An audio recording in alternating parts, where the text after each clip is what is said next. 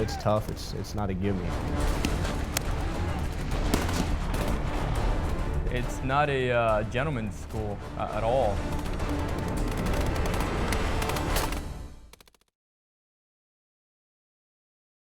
My command wanted me to look at other PME options because of course length. There was a lot of people who thought that I had this. You know, what's he going to learn at Infantry Unit Leaders course? Hey, machine guns, how many rounds you got?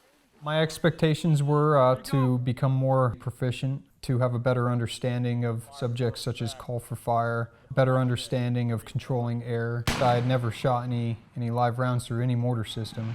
I'd never touched an 81mm mortar system. So 5 combat deployments aside, I still always know in the back of my mind, you know, brilliance in the basics. Getting your nose in the books, understanding doctrine, because doctrine is that common ground between different units. And over here, that last berm, that's CRP3. We've got some instructors here who are tactically genius. You know, we've got some really brilliant instructors here that are going to open your eyes, you know, to looking outside the box. You know, they do so many STEX lanes where you talk your way through a scheme of maneuver, and they'll show you something that you might not have thought about. Firing on. Okay, that's what that effective suppression is. Going around the horn and letting everyone be in a leadership position just to get you used to it, kind of see what your decision-making abilities are, and again, not so much of, hey, you know, any decision is better than no decision is what they base it off of, but also why you made the decision you made, so you can work with that. And I would definitely say it's one of those things that they should definitely look into making it a prerequisite to be an 0369, because the bottom line, it's not about looking good on the fit rep, it's about the knowledge that you're going to impart about the Marines that you're going to lead. So, coming here, you're going to become more proficient in your MOS. If you don't want to become more proficient in your MOS, then you probably shouldn't be in the infantry.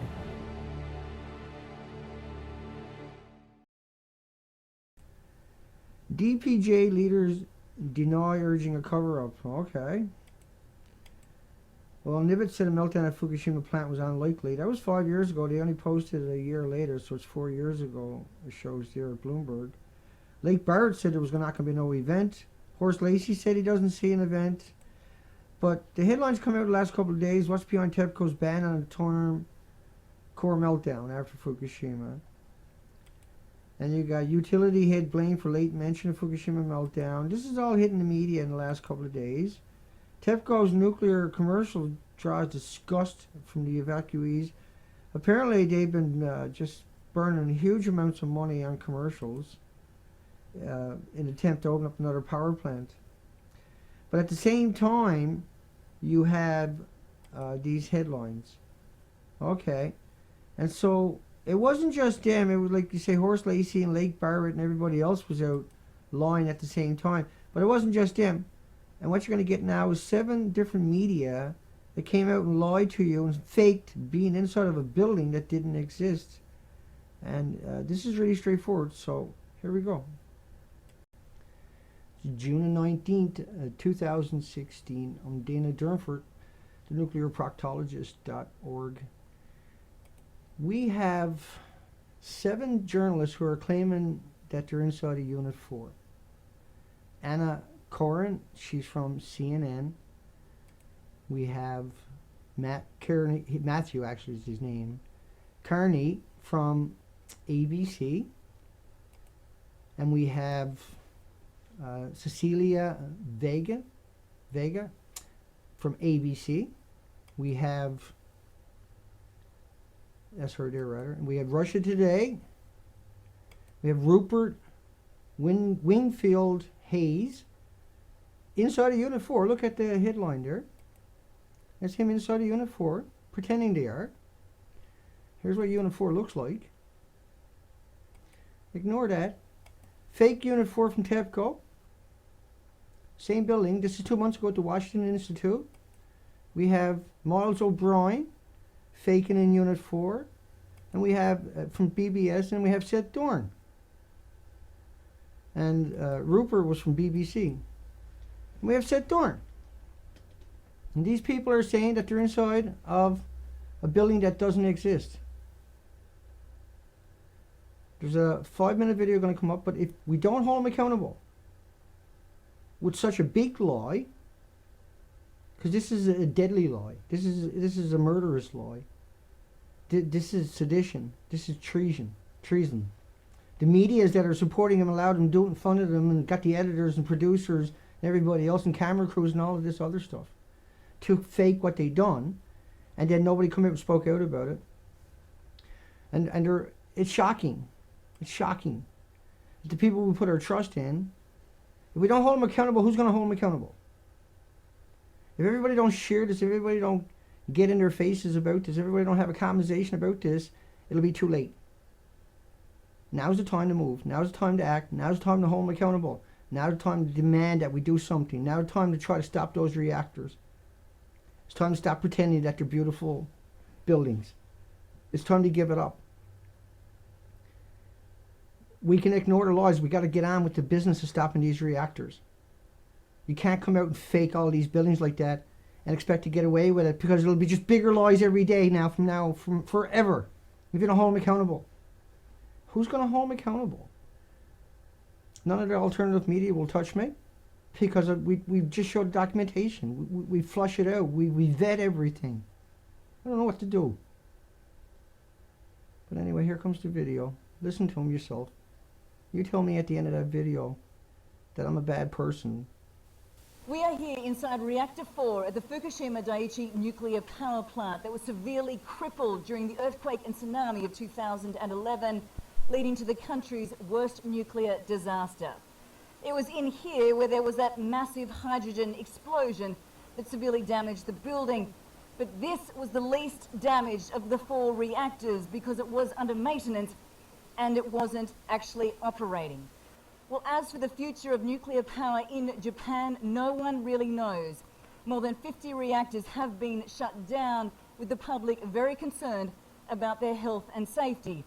But Japanese Prime Minister Shinzo Abe is pushing to reopen them, believing that Japan can have a safe nuclear future. Anna Corin, CNN, Fukushima, Japan. The ABC's North Asia correspondent Matthew Carney got rare access inside the plant this week.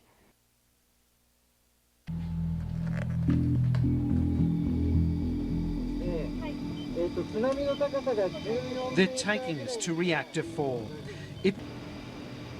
On one side is the reactor, and on the other is the pool where we removed 1,500 spent fuel assemblies.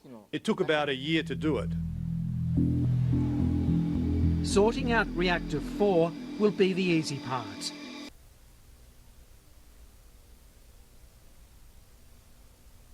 Hey, you guys see Matthew Carney? He's supposed to be over here at number 4. Hang on, I'll go look for him.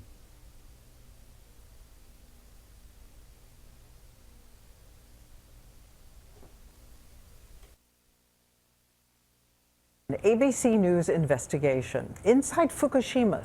ABC's Cecilia Vega takes us into the hot zone. This is Unit 4 right here, the gray one. We're inside the building for Reactor 4. The world is watching, and many fear what lies beneath this murky water.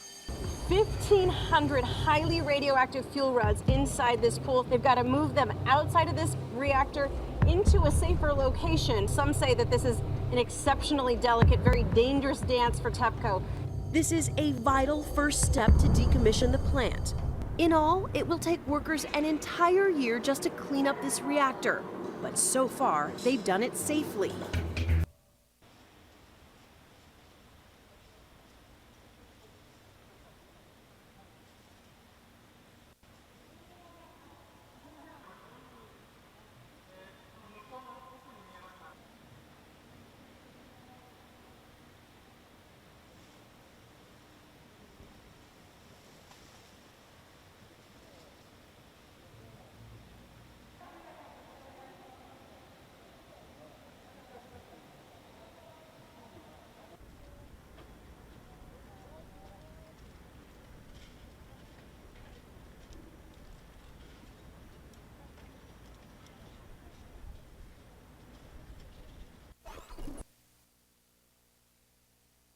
So this is really why we've been brought here. Where I'm standing is on top of what used to be reactor building number 4. The whole of this building was blown apart by a huge explosion after the tsunami disaster. But down inside this pool behind me here is still a vast amount of nuclear fuel. You can see it down there beneath the water. More than 1,300 fuel rods. Those have got to come out. They're currently 30 meters above ground level. This whole building is still not entirely stable, so they've got to get those out into safe storage.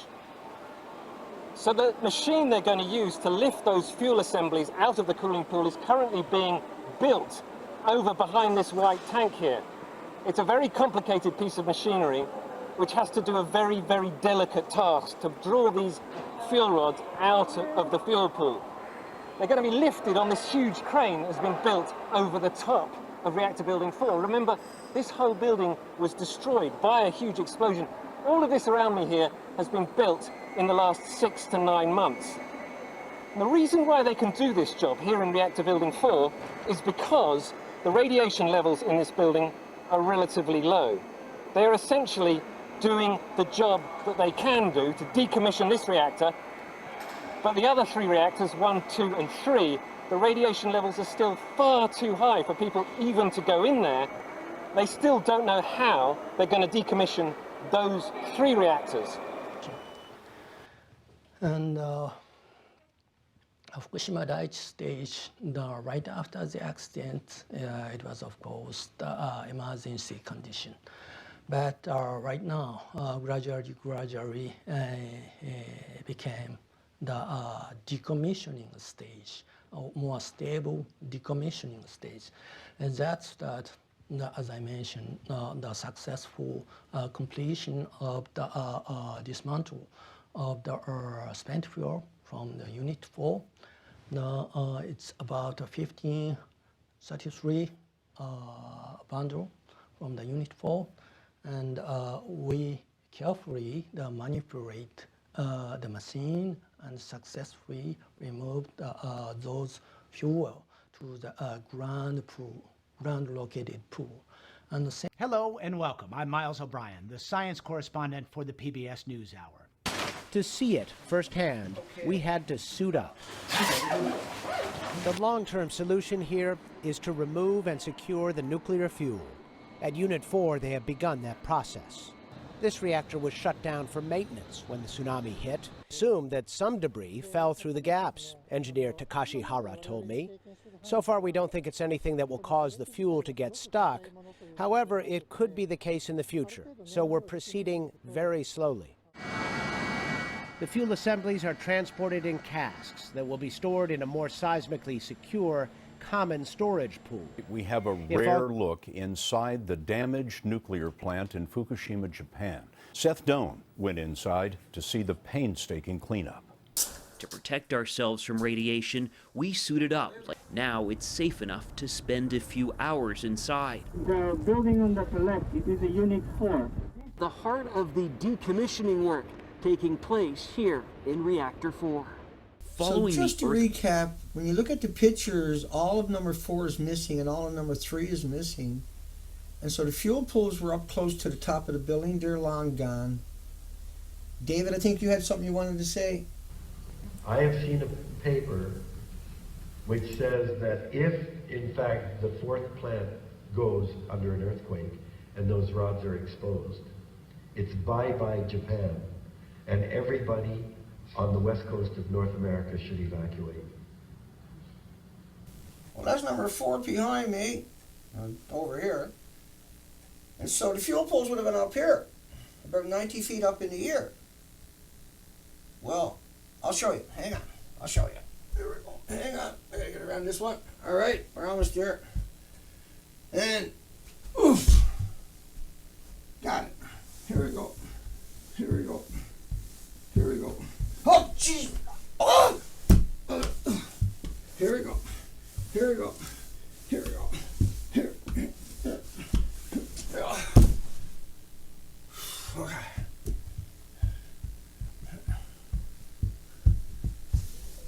Jesus! Fuel pool would have been down right here. Right below me. Oof. Right there. I don't see no fuel pool. You see a fuel pool? Where's the fuel pool? How did you